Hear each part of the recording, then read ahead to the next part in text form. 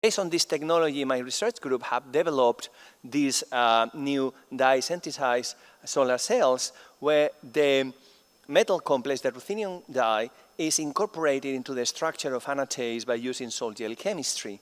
By doing that, we have achieved the highest efficiency of any low-temperature solar cell with almost a 9% efficiency, and now we are working towards getting a 10% efficiency using this very simple chemistry to produce solar cells.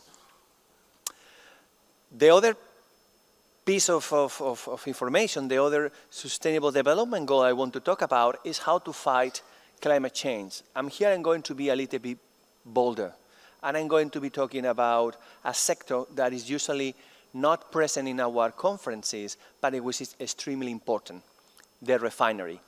This is one of the main chemical processes and is responsible of a huge amount of CO2. If we can do anything to improve the catalyst use here, we can do a lot to fight climate change. This is the catalytic cracking unit. You have the regenerator, the catalytic cracking reactor, and the fractionator. The catalyst, based on a zeolite, is fitted into the reactor, and the vacuum gas oil is exposed to the catalyst.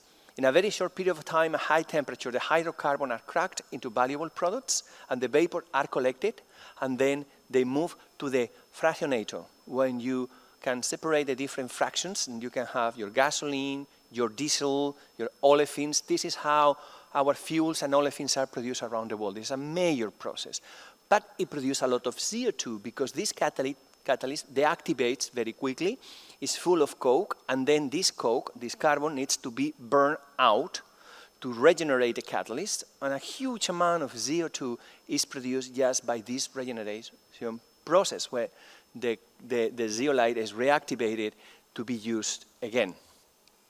So a few years ago, as it was said before, I founded Rife Technology to incorporate nanotechnology to make this process more efficient. And I will try to explain to you what's the basis of our technology. The catalytic cracking catalyst is based on the use of zeolites. Zeolites are aluminum silicates. They have this porous structure, very crystalline porous structure that repeats over the 3D space. And these pores are actually extremely useful because hydrocarbons can go through these micropores. They can get inside. Inside these catalysts, you find the active sites, and then the hydrocarbons traveling through the micropores of the zeolite can reach the acid sites and be cracked into more valuable products like gasoline, diesel, and olefins. This is the actual catalyst, how it works today. But there is a main problem. We are all aware of what's the problem. In heavy crude oil, we have bulky hydrocarbons that cannot get inside the porosity of the zeolite, and then is not converted, and actually you produce coke, and that coke generates CO2. We have found a way to incorporate larger porosity, mesoporosity, in the order of 4 to 5 nanometers, that now can be used as molecular highways to allow for the access of even the larger hydrocarbons.